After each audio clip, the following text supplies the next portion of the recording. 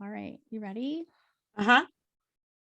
1, 2, 3. Press record. Oh, that was so good. That was so good. So good. It's really good counting. So professional. 3. Counted all by myself. I'm drinking my wee dram today. I am going back to hardcore Scots training because our trip is coming up in almost 6 weeks, 7 weeks. Oh my maybe? goodness. I'm so excited. I need to practice my Scotch drinking. Oh, sorry, my whiskey drinking. So I was going to say, come on, get the name right. I am on my second wee dram, so I'm doing good. So this episode is going to be sponsored even by more knowledgeable than it normally is. Yes. And because it's Karen's turn. Yes. It's the turn of the drunk person. I'm not drinking. I've got water. Because you're lame. You're the lamest Scots I know right now. Jeez, I gotta work on that.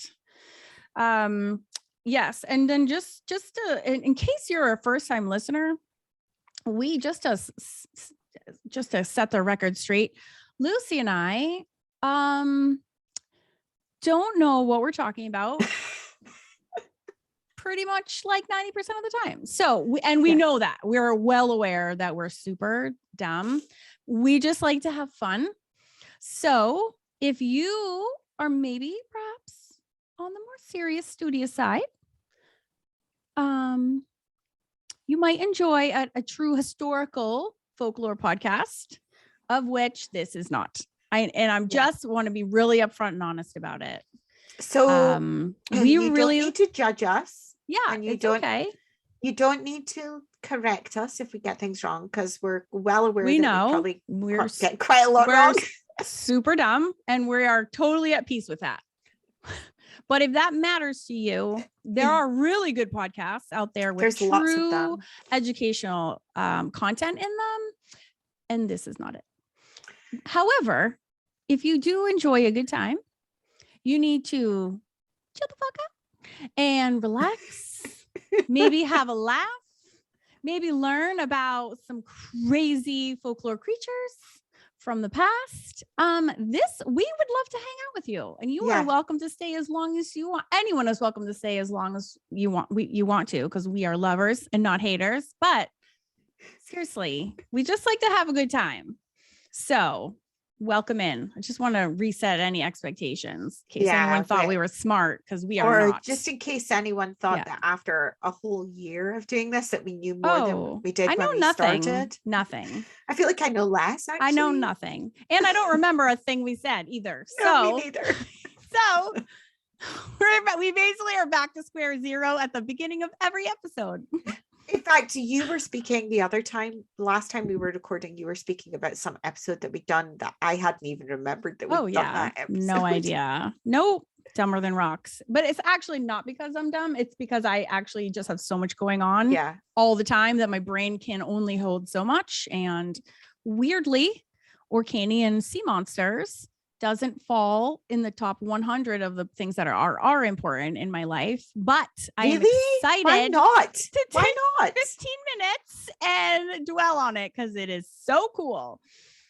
I would think that they would be quite an important thing to know about, especially if you're going to go to Orkney. I'm dying to go to the Orkney Isles. Oh my God, did I tell you? I did not, because this has actually just happened this week. We are going to go to Ireland as a family in August.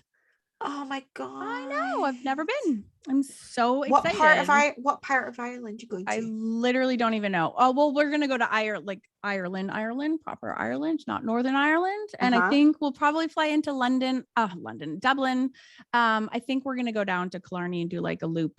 There's like a tour company, and they do I love a tour, because I love not having to like be the navigator. I love not having to like be in charge of meals or like where to stay. Like, oh my God, tours are the way to go. And people are just like, on your left. I've never been on a tour. Oh my God. Never.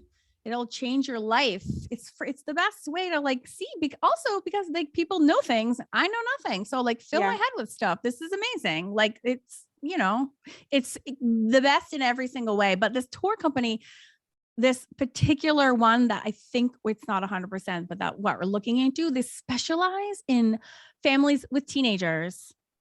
Oh, good. And So hopefully it'll be interesting enough to. Because they're like, it's good for families. I'm like, yeah, but normally families means your kids are little. That usually means like 8-year-olds. I'm like, no, I have 3 teenagers. Like I need like 3 full-on teenagers. And they're like, no, this tour is like it geared specifically to teenagers. I'm like, that is amazing.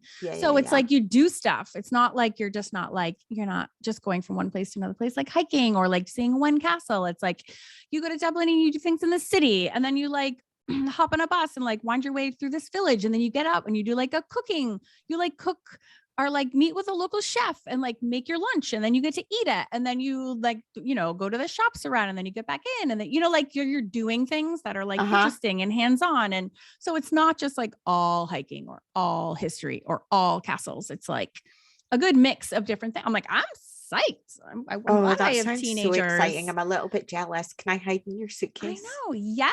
Of course you can. We'd love to have you come along. It would be the best. I'd be like, and I have 4 teenagers. I could pretend. Could I not? I could like, you would absolutely be welcome. Yes, it would be amazing. And maybe past that, Karen and I were lamenting our jowls, our sagging jowls. I know. Don't watch us on YouTube. We're like holding up our jowls for the rest of the time. We need some special movie star tape to tape up our jowls. Yes, just some Scotch tape. Just some Scotch. Well, that would be very, very podcast appropriate. Let's face it. I should go get. I have some right at my desk. Some Scotch tape. Is it called Scotch tape? Is it called Scotch tape over here? It is. It's literally. I think it's the brand. Oh. Is it? Does it originate from Scotland? I don't know. You should know that. You guys have invented some seriously amazing. Think that I know shit. I know, that's true. We already covered we're super dumb, so you're right.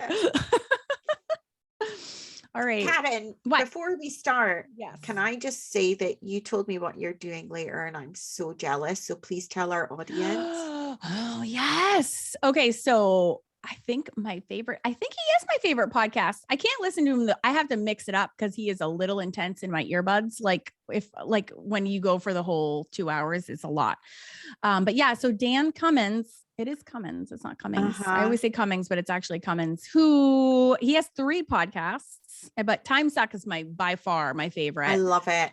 I love it so much. He is hilarious. And I found that podcast by doing research for our podcast is how I discovered him. And he is coming to our local comedy club tonight. So Sean and I are going to go see him. Jealous. I know. And I can't wait to see like how he is as a stand-up comedian. Like, how much is scripted and how much is just super off to the cuff. I hope I won't be able to tell the difference. But when he goes off script for his podcast, I mean, I'm dying. He is hilarious. Well, I actually was listening to one on my walk today, and it was the one that he does with his wife Lindsay. Scared to Death. Spooky ghost stories. Yeah, I've listened to that one too. And they were saying in that one that they don't edit at all. It's just one take. That makes sense, and I do believe it, but they do have to edit in the background sound unless he has the buttons for the because he does like the Time Suck timeline, and he has like top 5 takeaways and all that stuff. He could have buttons that like he presses while he's doing it. I do believe, and because I've watched one of his YouTube videos versions, which I don't like. I'd so much rather listen than to watch. I like actually was like taking away from me, so I stopped watching. And it looks like he's reading the entire thing. There's like a teleprompter up in front of him. He's reading every single word. But what was weird is I couldn't tell when he was going off script and when he was still on script. Do you know what I mean? Yeah. So I am super interested to analyze him tonight while he's doing his routine. I bet it's going to be so good because when he's a big venue or a small venue? I've actually never been there before, which is really lame because there's only like one in Raleigh that's any good, and I don't think I've been. We've been here for a long time. There's another venue called Deepak in Durham, which is where we normally see everybody, but that's pretty big. That's like where Broadway shows come. But this Good Nights is what it's called, and it's in Raleigh, and it's I haven't been, so I will let you know next time all about it. But I am stoked, except for the fact that it starts at 10, and that's normally when I'm like in bed. So Sean and I are going to be like the old people, like falling asleep, especially because it's only 3:42 and I'm on my second glass of scotch already. That's just, I'm going to be like asleep from like 6 to 9. Have to wake up like and be like, woo, I'm ready to party. And Sean's going to be, and then he's just going to be the tired old man that's next to me. So I have to admit that the thought of going out in the evenings now, I never thought that I would get to the stage in life where I didn't want to go somewhere in the evening, but the thought of going somewhere in the evening now, I'm just like, oh no. I mean, actually the thought of going somewhere during the day is COVID has definitely wrecked things a bit. The thought of having to actually drive somewhere and leave my house. I know. Well, we pay Jack to like tool us around so we can drink. And we're like, instead of paying Uber, we'll just pay Jack because he knows where we are. He knows where we live. It's very convenient. So we will literally like Google how much, like we'll go to Uber and figure out how much we would pay. And then we pay him that to drive our drunk asses around. But this one is like a little farther. So we'll have to see how that goes. It is helpful though. It is helpful your own Uber driver. And it's perfect because then get your driver's license. I know. And he goes to college in August, and then Billy gets his license in August. So then we'll just have Billy do the same thing. We have this steady stream of Uber drivers for there. Just admit it. That is the sole reason why you had kids. Children. It is the one upside. It's a one big upside. The one. Just the one. And they can dog sit.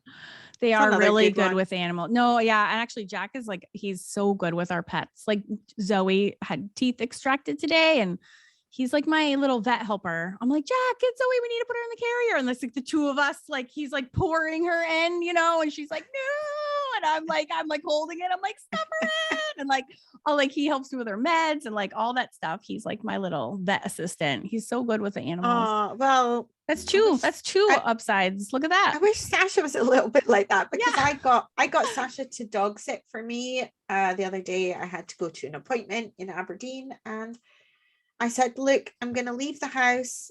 You're going to be in. Can you just keep an eye on Mizo? Have him up in your bedroom so that he's not sitting on his own downstairs. Oh, you're so cute. And Sasha said, I took a bone up for him and he went, and it wasn't an actual disgusting bone. It was like a Kong, like a filled one, the rubber ones that you fill. Yeah. So it was only filled with peanut butter and stuff. It wasn't like blood and guts and gore. And Sasha went, are you putting that in my room? I'm not having that in my room.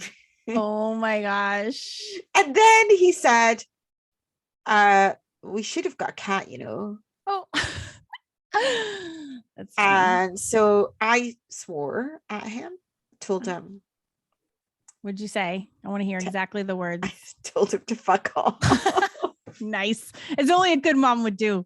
He's old. He's an adult. He can take it. Yeah. It's okay. He's anyone who doesn't know me. He's 21. He can take this. And then he texted me halfway through to say, I've come downstairs because it's far too stressful having the dog in my bedroom. Oh my God. Just sitting in the room with the dog was too much. Put him over the edge. That is hilarious. I need to give him lessons in dog sitting. There's actually not much to do. You could just sit there and do nothing. I know, Karen. I know.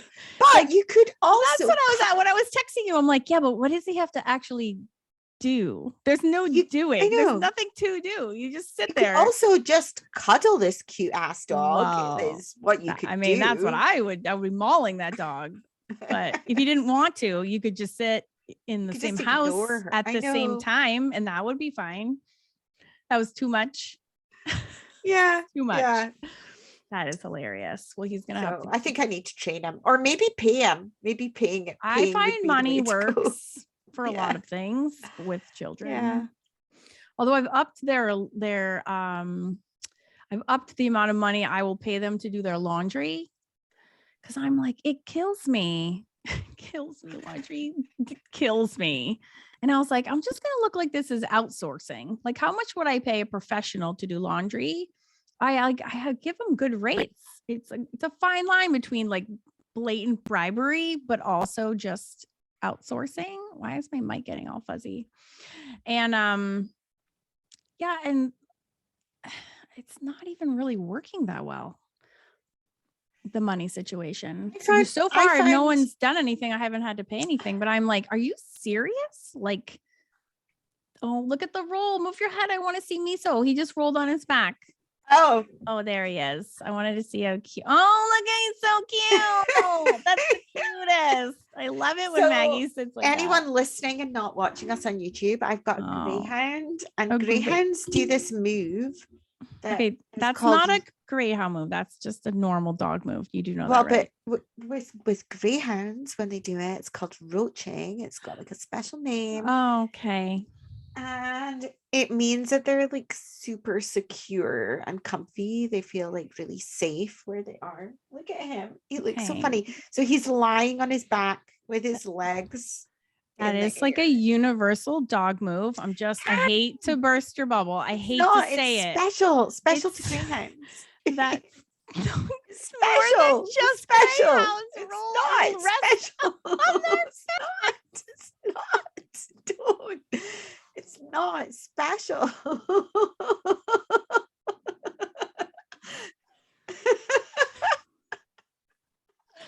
Right. Okay, wait. Hold on. We'll change the narrative. Oh my God. What is Miso doing? I've never seen a dog do that before. It's crazy. Oh, wait, is there a name for that move? It looks kind of like a roach. Only I do that literally every day. It is the cutest thing that I've ever seen every time. Yes. It is the cutest thing in the whole world. And that's why I was like, move your head. I need to see your dog. I don't want to speak to you, Lucy. I want to see tell he was going into that position. That's why I was like, move it. But no, Maggie does that. And it's adorable. Does he have a big waggy tail? He has a helicopter tail. So it actually goes round like this. It's so cute. Maggie's tail goes like up and down when she's happy, but when she's doing something naughty that she shouldn't be doing, and it helicopters instead. It's hilarious. It's like her tail. It's so bad. We call it her naughty tail. It's like completely different. Do greyhounds have a naughty tail and a happy tail? He's got a definite helicopter tail. Yeah. It spins around like this, and because it's long and thin and not like very hairy, it's like a whip. Yeah. Oh, yes. That does it just greyhounds are special. They are. No, I don't agree. But that move that your dog is doing is not unique to greyhounds. It is not. It's just lying on his back. It's a special greyhound thing. Just humor me. Humor me. Hey, Sean, you want to see Miso and its unique maneuverability? Yeah. Look at this. Look at Miso. Have you ever seen a dog do that? This is a move that only greyhounds do. Only greyhounds do this, and it's called roaching. It's still. Called still. It's called roaching. Have you ever seen a dog? Apparently only greyhounds do that. Say no, I've never seen that, Sean. Say no, I've never seen that in any other dog ever. Does she sleep like that? Miso's a boy. Oh. Yeah, he sleeps like that sometimes. Yeah, he sleeps like that. Is that because these only greyhounds sleep like that? Because he's a greyhound and he's a special dog. I'm like, newsflash. Okay. Do you see Sean and I are twinsies today? Look, we both have our shampoo on. So cool. Oh, you can hear Maggie's tail. Don't like thrashes. Oh, good. Good job, Sean, staying on the podcast.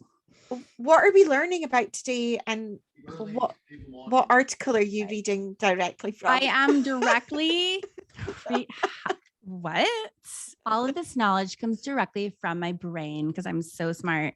Actually, you know what I'm going to be reading for the first time, I think, is the Encyclopedia of Fairies, which is always my first go-to, but I don't think I've ever just rattled off from it before. So I am excited to bring our listeners, our 2 listeners that we have, this chapter on the NECKELAVEE. This is a badass mother trucker of a this dude is bad. This is the baddest dude that we've talked about. Is yet. it even worse than red caps? Even way worse than red caps. Like way than kelpies? Way worse than kelpies. Is literally like a nightmare. It's a nightmare. Oh. Why Scotland. do you always do this to me when we're recording in the evening and I have to go to bed all scared? We do record in the evening. Because that's our only recording. And also time. You're talking about my country. So I then spend the rest of the time worried that I'm actually going to encounter one of these creatures while you're safe in America. It's true. Safe in the knowledge that you're not going to come across them. I mean, you might have Bigfoot and no, I sleep like a baby every night. Sasquatch or whatever. You're living in a nightmare, but that's why no, don't say that. I can't wait to come. I'm coming in June. I am so excited. Flipping excited. I like get all goosebumpy every time I think about it. I'm so excited. Are you going to bring some ghost hunting equipment? Oh my God, I totally should. As a matter of fact, can I write it off as like a business expense? Does Amazon sell ghost hunting equipment? I actually know that it does, because when my niece was here, we were watching spooky things on YouTube, and she was telling me about her favorite spooky ghosty YouTubers, and all the young kids who chase ghosts legit have equipment. I think there's like even apps on your phone that you can use. Oh, we have got to look into it. I just looked up. Yeah. You ghostometer. Yeah, you can ghostometer. Get EMF magnetic ghost hunting detectors, £27.50. Shut up. Yeah. Do it. Order it. Although I have to say, I don't want to like be there when I don't want to do it anywhere that I'm actually having to sleep over, because I will never sleep. So yeah, but we could bring it with us to the castles that we go visit. Could we do that? That would be so fun. Yeah, but we need to do it in our castle as well. I know, but I don't want to freak out. I will be super freaked out. I don't want to freak anyone out because we're not staying there and then leave, and our poor guests will be like terrified. They don't have to know that we're doing it. Okay. Apart from Ginger. Okay. We could we'll just blame it on Ginger. Oh, hi Max. Scared me. My little kid creeping in. Oh, you can even buy dowsing rods on Amazon. What's a dowsing rod? Are those those things? They go like ring when you're in the presence of something. No, it's like two metal. Oh yeah. What the heck are those? That's 11 pounds. Get those. Yeah, they detect 2-pack dowsing rods, retractable pen-shaped portable divining L rods for flexible hunting, divining, ghost witching, observe for gold divining, water ghost hunting, buried items. Okay. I wonder what the reviews are like. Yeah. They're like, these are duds. I was in a haunted cemetery and they didn't. What did they? Are there any reviews? Didn't the guy have those on the Fairy Faith movie? Isn't that Fairy Faith documentary? That's the only time that I've seen them. Okay, we're gonna need to get those. They have like 11 pounds. 74, 4.4 out of 5 stars. That is not too shabby for rods that you hold in your hands. Although one person says doesn't seem to work. I walked over water mains and it didn't move with the flow of the water. Oh my God, that's funny. These magic sticks are broken. I want a refund. You just return them. You can even get a touch activated ghost hunting teddy bear. What does that mean? What the heck is that? Wait, it's like a little teddy bear that makes noises when somebody goes next to it. Oh, that's creepy as hell. So why is it in the shape of a teddy bear? So you would put it down on the ground or whatever, and if a ghost touches it, it'll make a noise. Yeah, but why is it a teddy bear? Why don't they just have it be like a box? Is that like if you're afraid there's a ghost in your child's room, so you're like, oh, here, honey, just to make it little cute, teddy bear. And you don't tell it that it's a ghost detector? Yeah, it just makes your ghost hunting extra cute. Okay, that's weird. You know what's not cute, but really cool? Have you seen this? Have you ever seen one of these? Karen is holding up a polystyrene man's head. It is. But look, half of the head is like angles and the other half is angles, but more angles. Isn't that messed up? Oh yeah. It's like life he's size. had a stroke or something. It's all like weird. It's on one supposed to side. be, I know. It's an artist tool. And I'd That's never super cool. seen one before. And I saw it. I was like, I'm gonna need that, dude. But now that I have it, I don't know what to do with it. I know I'm supposed to draw it, but okay. Anyways, back to the weird ghost detecting teddy bear. So do they have other shapes of the ghost detecting? The EMF thing has 200 ratings. Oh my God, we should get Top that piece of kit. Oh, mine didn't work. Should we get that and gift it to Ginger and not tell her what it is? She'll be listening to this. We can't. Well, she is like our only listener. Damn it, Ginger. Maybe we can tell her, like, you don't want to listen to this episode. It's a bad one.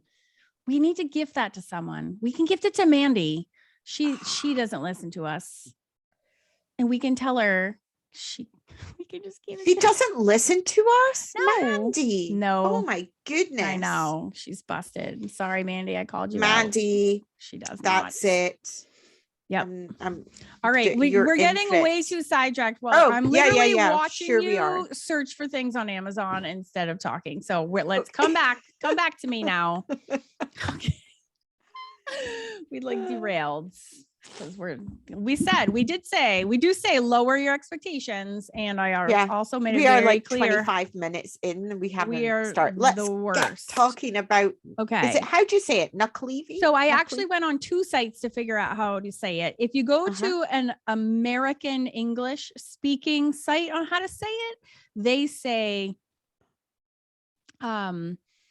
NECKELAVEE. They like pass over the knuckle part and it's more like NECKELAVEE. But if you go to a Scots English pronunciation, that would be the one. It says like knuckle. It's like the emphasis on the syllable is different. It's like NECKELAVEE. It's like different. It's just the accent is on a different place. You know what I'm saying? So I was like, fuck it. I'm just going to say NECKELAVEE because I can't say either of those ways. And the secondary spelling is like knuckle, NUCKA LAVEE. So I think it's okay to say NECKELAVEE. You're fine. So this is from Orcadian mythology. I feel like we could do an entire book, an art book on Orcadian mythology because they have their own. They're such a hybrid of Scots and Norse and or Scandinavian, which obviously is a lot of overlap or mostly overlap. But so they have extra fucked up creatures because they're like the worst of both places mashed together, and that's kind of what the NECKELAVEE is. It's like a really bad Kelpie mixed with what they think is like another guy from a Norse mythology and some Arnie. What's it called? Yeah, he's a composite of a water horse from Celtic mythology, like the Kelpie, right? And a creature imported by the Norsemen. And I looked up a bunch of them, but the other creatures that I was like, oh, I'm going to go see what that is, they had like no information on. So we're not chasing that down whatsoever. So he is found in oh my God, he's just grotesque. Do you know Slenderman? Remember when Slenderman was a thing? Oh, have you ever seen an image of it? This is like Slenderman times 10. It has the same Slenderman arms, which is the creepiest thing about it. Yeah. Like the arms go from the shoulders down to the ground. Like it's very tall and thin with those arms, like extendo arms. Ugh. So imagine that on a horse. What? But the rider sitting on a horse? Yes, but the horse There's a rider on the horse. There's a rider on a horse, but the rider is one with the horse, so it has no legs. It's all like more like a centaur. But the fucking arms all the way to the ground. Okay, no, it's not even. We're not even halfway to how nasty this thing is. Okay, so it's a man on a horse, but the man torso grows out of the horse's back. And the arms extend from his shoulders down to the ground. The horse has because it's still a horse's head. A horse's head, a full horse. Oh my God! Growing so up out of the horse is a man with these long arms going all the way down to the ground. Now, attached to the front legs of the front horse, there's like amphibian flippers because it is a sea. It's a sea horse. Does the man have legs? The man has no legs. It literally, he's like fused onto the horse. Like a I bet centaur. he's really pissed off then. He's got like no, it's worse. It's man bits. He has horse bits, so he might not be that sad because the horse bits are bigger than man bits. Is the man and the horse one entity then? Yes. And the head of the guy is huge. It's 3 feet in diameter, so it's enormous, and it rolls back and forth on its neck, like it's like not attached very well, so it lolls from one side to the other. Who came up with this? Girlfriend. Who came up with this? We're not done. Goodness. We're not done. Oh, the horse Karen. head. So that's the man head. The horse head has one single giant eye that is a red, like a burning red flame. So that's the horse. And it has this huge gaping mouth that exudes. This is a direct quote from Wikipedia, so it's 100% true. Of course, a pungent, toxic vapor. So it's a bit like my dog's breath. Responsible for a lot of nasty shit. It's quite pungent and toxic. But the grossest part about all of this, so you have this image in your head, right, of this giant, the head lolling. I don't want this image in my head, to be perfectly honest. And the horse's eye with the red. The grossest part is that the horse and the man and all of it, they have absolutely no skin whatsoever. Oh no, I didn't realize you were going to go there. So you see all like the veins and you stuff? can see the black blood through all of the yellow veins. You see all of its sinews. You see all of the muscles, like that nasty ass exhibit that people go to see. That's like all the people with no skin, which I refuse to go see. What exhibit is that? There's like this exhibit that's always going around everywhere. It's like people with no skin on it. So you can see. Yes, they're real corpses. It's like it's super popular. It's like all over the world. Yep. Really? And they have people. Yep. And you can go and see all these people with like no skin. You can like they're like perfectly preserved. And I'm like, that is so fucked up. I'm never going to see that. Oh, I know. And it's like super educational. I'm like, you just go see it. And I'm like, I'm not going anywhere to see that. So yeah. And the powerful muscles. So everything is visible, like beating heart, blood coursing. Oh, that is through. so And disgusting. The whole, like, what the fuck is that? Who can? So there's a guy. If this is a real thing, then that is terrifying. Well, and there's a whole account of it. So yeah, this guy saw it, and he has this whole encounter that's been documented. So that's what I'm going to read to you. Okay. Because this whole thing is real. Because this one guy completely saw it. Of course, and hadn't taken any magic mushrooms or anything. No, he was stone cold sober during this account. But just before we get to that account, I will say that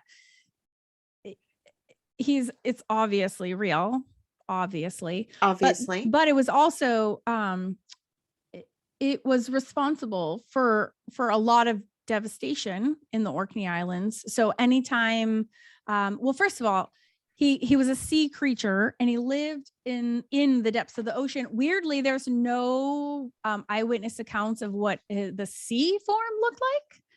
So I don't know if it shifts when it's in the ocean. We don't know. And if it's got no skin, is that how does the water flow through it? Or probably does it all go around like it. Super wrinkly because of the water? Like I I just know. am now imagining or it just this slides off of all of its sinews.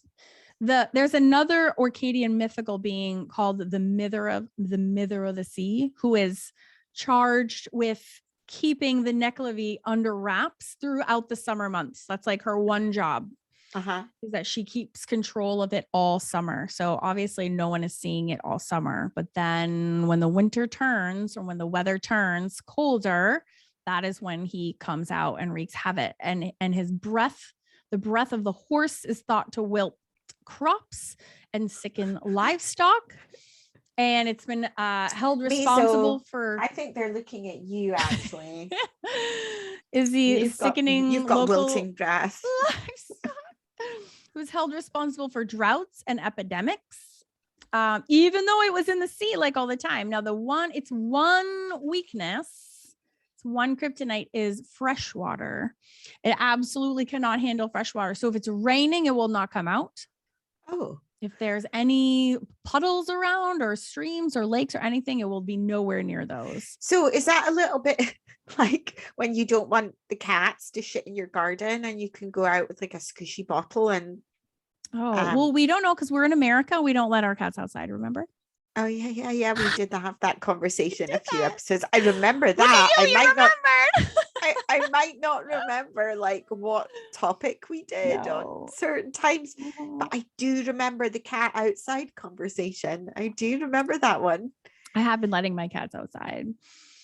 But here, if you don't want the cats to shit in your garden, you can run outside with a spray bottle and spray them real quick. Well, that's what I have to do with Tippy when she attacks me. Like I have to spray her with a spray bottle because she will. And by the way, Tippy we have murder cat merch. Did you know that? I made a t-shirt with my cat on it yesterday. She's like an internet sensation. Oh my God. Mm-hmm. And someone actually bought it. I was just joking around, but one of my students made a picture. She did like a mock-up of a shirt with like a stock photo of a gray cat. And I'm like, well, if we're going to make a stock photo jokes and t-shirt mock-ups of a cat, like I'm going to do the real thing. So I did. I made one of Tippy. And so now she is official murder cat merch. So yeah, just so you know, available on Etsy. But she's such an asshole. She's on drugs. We put her on like Prozac for kitties. It's been 2 weeks. She's still an asshole. She's still attacking me. I don't know what's going on, but she has her own merch line now. So maybe that'll chill her out. At least there's an upside. Yeah. So here, this is super interesting. So this is from Wikipedia. So true. The NECKELAVEE's breath was thought to wilt crops, already talked about this, and sicken livestock, and it was considered responsible for epidemics and drought, also covered. Seaweed, this is super interesting. There was a period in the early 1700s where seaweed was burned to create what was known as the time as kelp. But I was that's not a clickable link. Like it's kelp is italicized. It doesn't mean sea kelp. That's like growing. It's some other form of something. And that produced kelp is a kind of seaweed though. No, it is. But everybody knows what kelp is. But this is saying this specific burning of the seaweed created like an off whatever product called soda ash, and that was used to treat acidic soil, blah blah blah, and it became a thing where like it has like actual commercial use for soap and glass manufacturing. So it's like a thing. So I think it's just called kelp. It's not the actual same thing as kelp. But the pungent smoke emitted during the burning process was believed to enrage the NECKELAVEE under the water.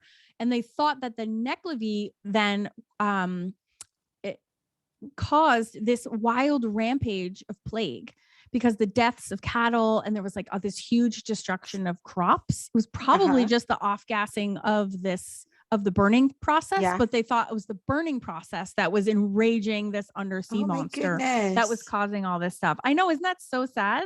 Yeah, it was like said if they to just have not done it. Or done it in a different place. I know. Yeah. So they said it had infected the horses in this one particular area called Stronsay with a deadly disease known as mortashine. And they thought the NECKELAVEE was doing it to demonstrate its fury and exact its revenge against the islanders for burning seaweed. The infection subsequently spread to all the other islands involved in the industry. The creature was also blamed for prolonged periods of abnormally low rainfall, leading to water shortages and poor harvests.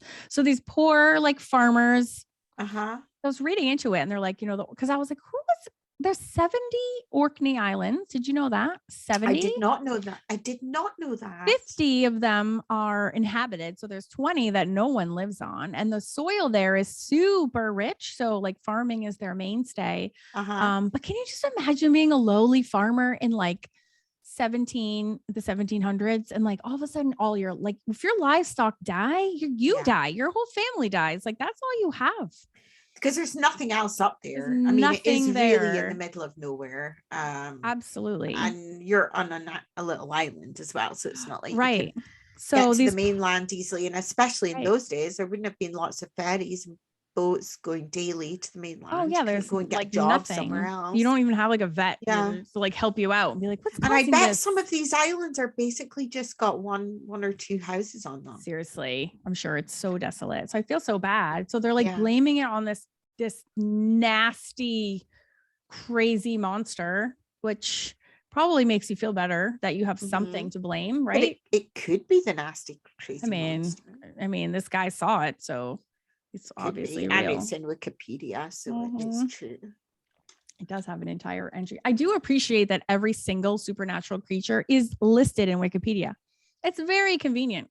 There's nothing we cannot research. Maybe one of these days we should move past Wikipedia. What do you think? Say what now? You know what? I'm so dumb. I always end up at Wikipedia.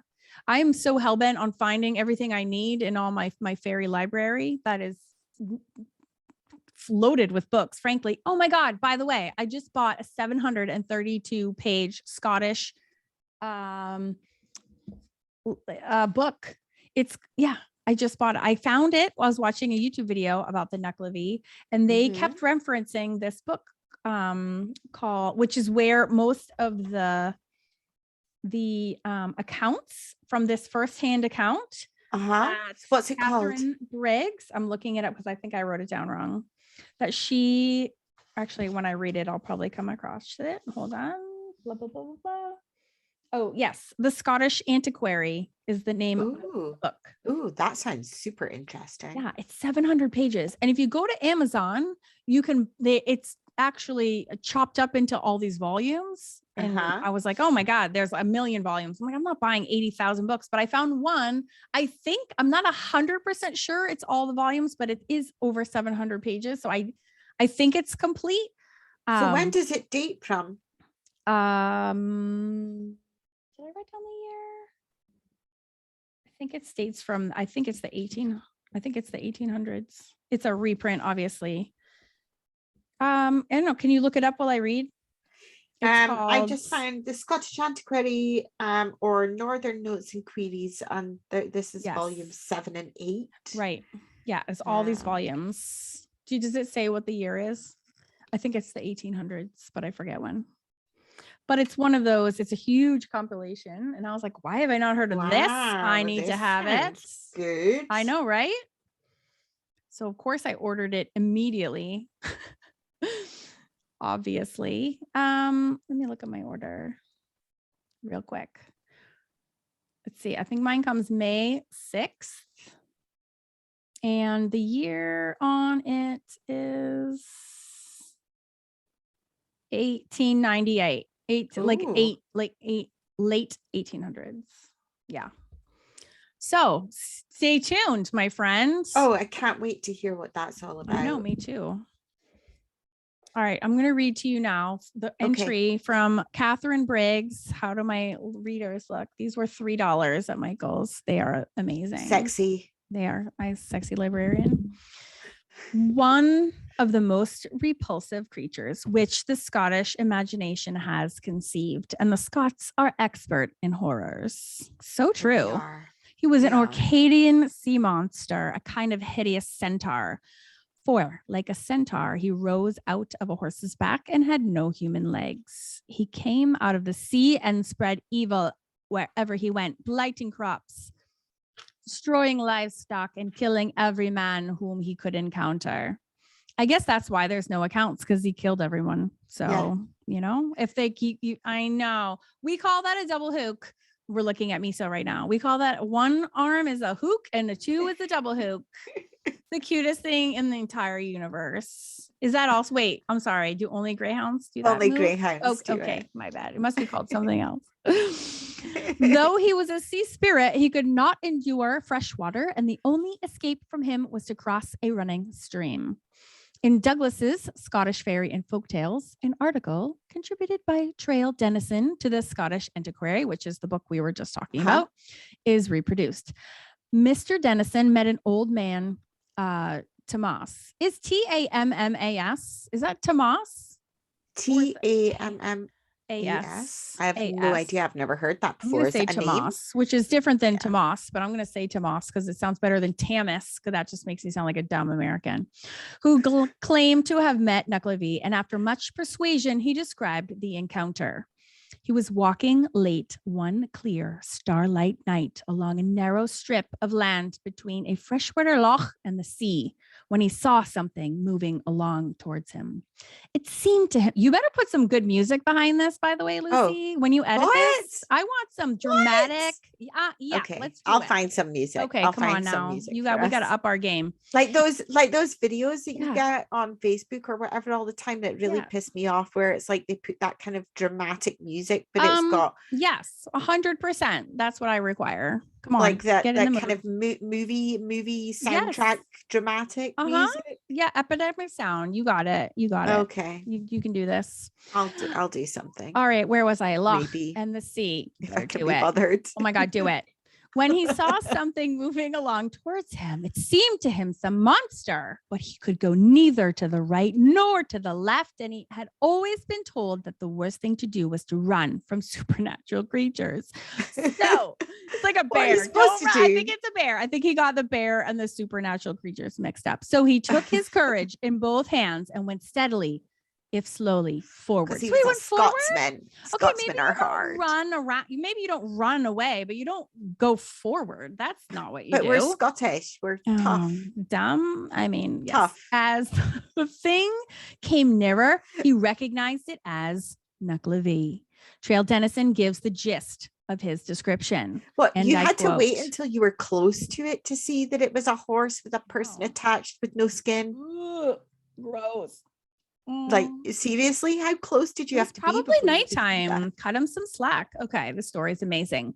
The lower part of this terrible monster, as seen by Tammy, now we're calling him Tammy, was like a great horse with flappers like fins around his legs, with a mouth as wide as a whale's, from whence came breath like steam from a brewing kettle. He had but one eye, and that as red as fire. On him sat, or rather seemed to grow from his back, a huge man with no legs and arms that reached nearly to the ground. Oh, that's the grossest bit. I know. His head was as big as a clue of Simmons. Whatever the hell that is. What is that? I have no idea. But then it says generally about 3 feet in diameter. And this huge head kept rolling from one shoulder to the other as if it meant to tumble off. But what to Tammy appeared most horrible of all was that the monster was skinless. This utter want of skin, adding much to the terrific appearance of the creature's naked body, the whole surface of it showing only red, raw flesh in which Tammy saw blood, black as tar, running through yellow veins and great white sinews, thick as horse tethers, twisting, stretching, and contracting as the monster moved. Tammy went slowly on in mortal terror, his hair on end, a cold sensation like a film of ice between his scalp and his skull, and a cold sweat bursting from every pore. But he knew it was useless to flee, and he said if he had to die, he would rather see who killed him than die with his back to the foe.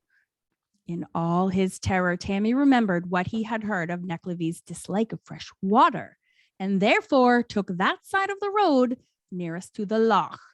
The awful moment came when the lower part of the head of the monster got abreast of Tammy, because they're running towards each other because he's a dumbass. The mouth of the monster yawned like a bottomless pit. Tammy found its hot breath like fire on his face. The long arms were stretched out to seize the unhappy man. To avoid, if possible, the monster's clutch, Tammy swerved as near as he could to the loch. Why are you putting on a posh English accent? Shut up. Don't wreck my mood. In doing so, one of his feet went into the loch, splashing up some water on the foreleg of the monster. Whereat, I didn't know whereat was a word. Whereat the horse gave a snort like thunder and shied over to the other side of the road. And Tammy felt the wind of NECKELAVEE's clutches as he narrowly escaped the monster's grip. Tammy saw his opportunity and ran with all of his might. And sore need he had to run, for NECKELAVEE had turned and was galloping after him. Okay, I would just be like shitting my pants at that point, and bellowing him with a sound like the roaring of the sea. In front of Tammy lay a rivulet, through which the surplus water of the loch found its way to the sea. And Tammy knew if he could only cross the running water, he was safe. So he strained every nerve. As he reached the near bank, another clutch was made at him by the long arms. Tammy made a desperate spring and reached the other side, leaving his bonnet in the monster's clutches. NECKELAVEE gave a wild, unearthly yell of disappointed rage. You better find a really good sound effect for right there and have it like booming. What? Just saying. What'd you take me for? You are, we'll give this to Arjun. He can do it. As Tammy fell senseless on the safe side of the water. End of entry. Oh my goodness.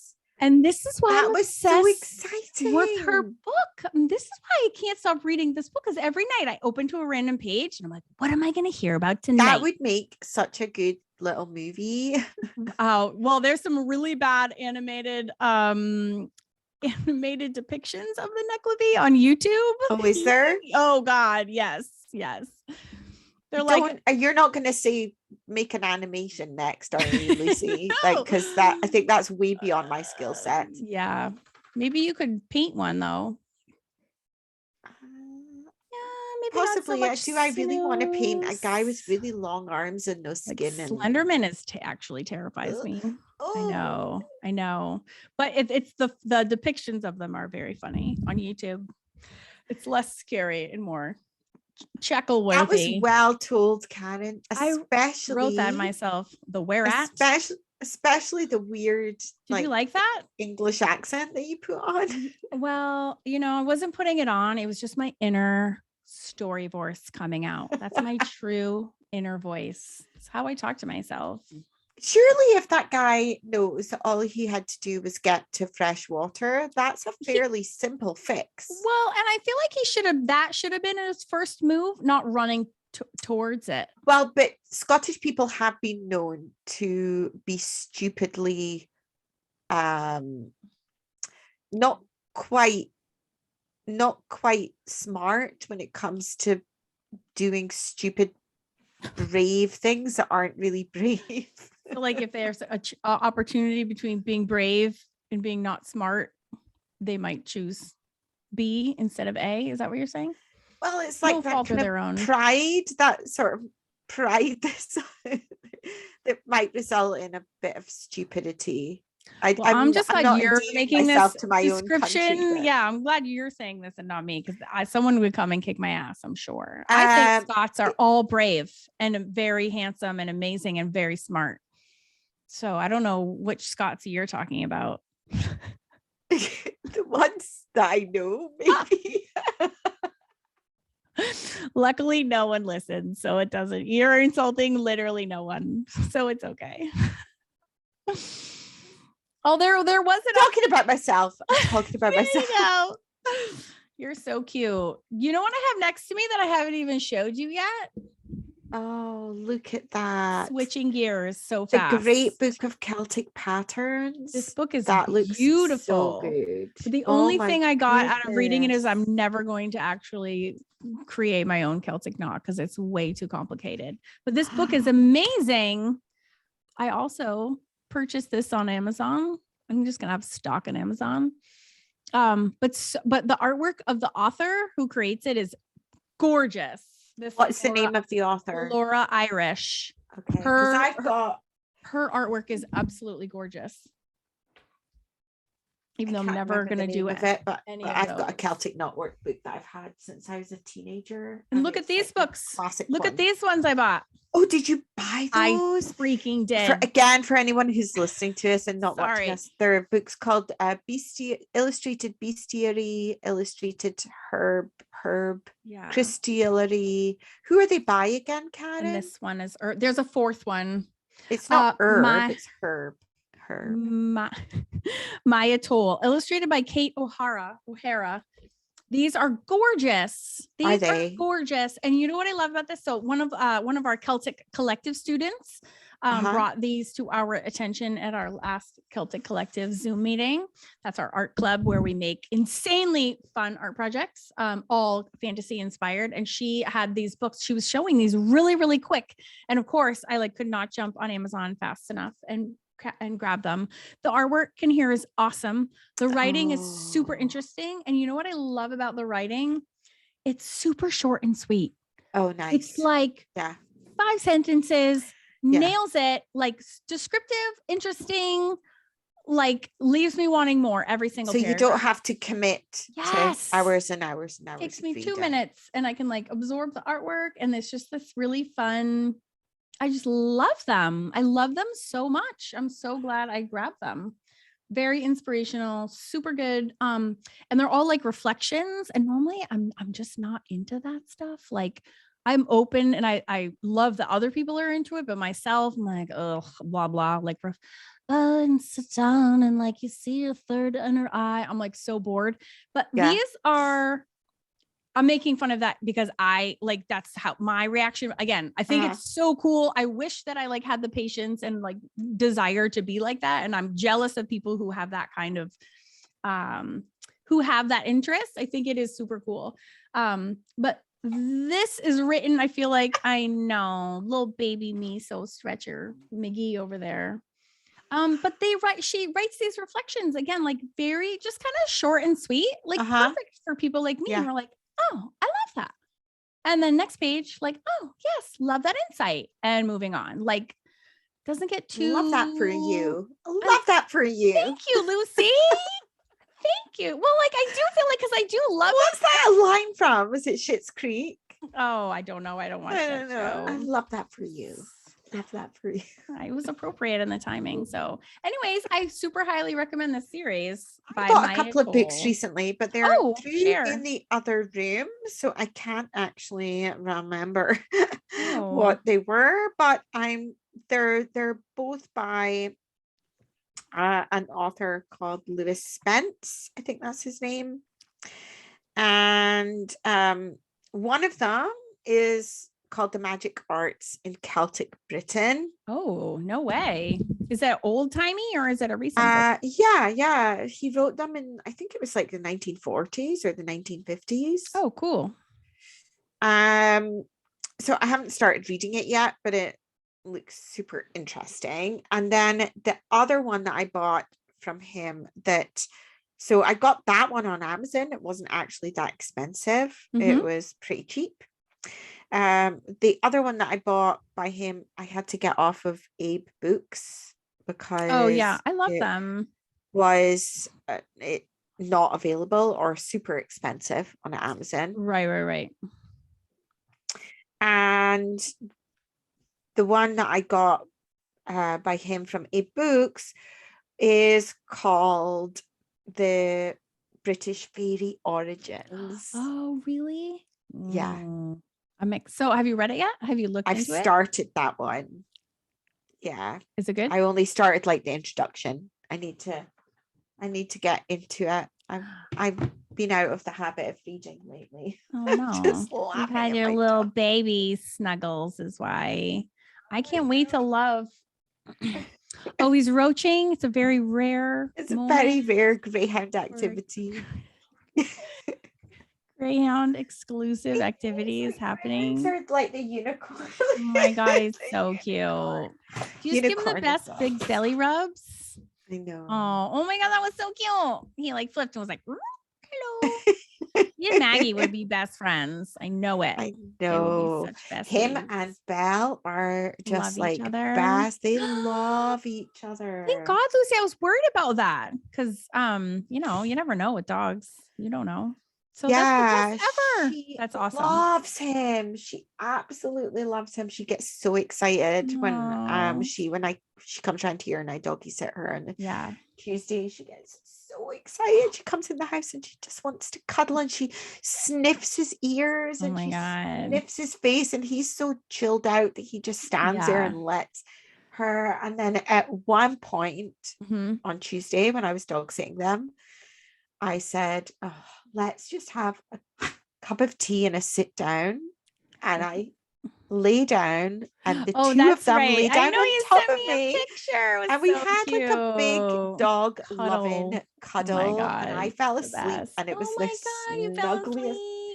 It was the snuggliest thing ever. And the two of them were like yin yanging, where like her head was facing one way and his head was facing the other way, but their heads were like touching each other.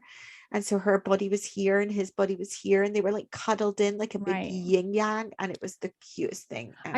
I am so glad that he has worked out for you so well, because some dogs are like a nightmare. There's no guarantee. Like we got Maggie, we had to send her to training. Like it was amazing, but it was like, it wasn't all amazing. It was hard. It was like hard work, and he has been like just fallen into his low place and into your heart, and he's like him so much. He's so not high maintenance. Did you not love that? He's a lover. I'm so happy for you. It's really, really the nicest thing ever. I'm so happy for you, especially because Sabby was like your heart. I know, and he was so old when he died. I know he was so old. So anyways, oh my God, do you know that's been an hour exactly? Should we wrap it? Yes. Well, by the time I edit us down, it'll be a little bit shorter. Well, let's stop it on our Love Fest, because that's a really nice place to stop. We started with Don't Hate Us, We're Dumb, and we're ending with Love Fest. We love dogs. Dogs are the best. Yeah. And we hate the NECKELAVEE because it's terrifying. It's so good though. I need to read more of that Encyclopedia of Fairies. I use it a little bit like an encyclopedia and dip in and dip out. But I forgot she's such a good writer. Yeah. Well, she didn't write. She does. She is such a good writer. That was not her. That was all quoted from Denison, but she is. She makes every entry is so interesting that's why it's like, it is my Bible. And such a cool story, Karen. I definitely would be a little bit scared to go down a dark road in Orkney in the middle of things. Yeah, hell yeah. Oh, and by the way, one of our lovely team members, Tara Salento, was like, you and Lucy should have a live drink and draw podcast when we're at the castle together. And I was like, yeah, we should. Let's do it. So stay tuned. That'll be in June. I was like, we 100% should do that. Well, we're drinking and drawing. Yeah. And podcasting all at the same time. Oh my goodness. Yeah. Because it's fun. Yeah. We don't have to draw. We can just drink and talk, because that's less stressful than having to draw also. I said drink and draw. I didn't. As long as you don't spring on me like you did last year, it wasn't last year, like whenever we were with the fairy book, where you were like, right, read this out now. I'm going to do Scottish it. Voice. Now I'm going to do it more than once because you said not to. Okay. It's not miso hour. We're going to wrap up the podcast. He's licking his belly, which, newsflash, all dogs do that. But he's had his boy operation. He's not supposed to. But he's licking his belly, not his balls. His balls aren't on his stomach. Right, let's wrap it up. Okay, and on that note, thanks for listening and loving us, even though we're dumb. Okay, bye. Bye.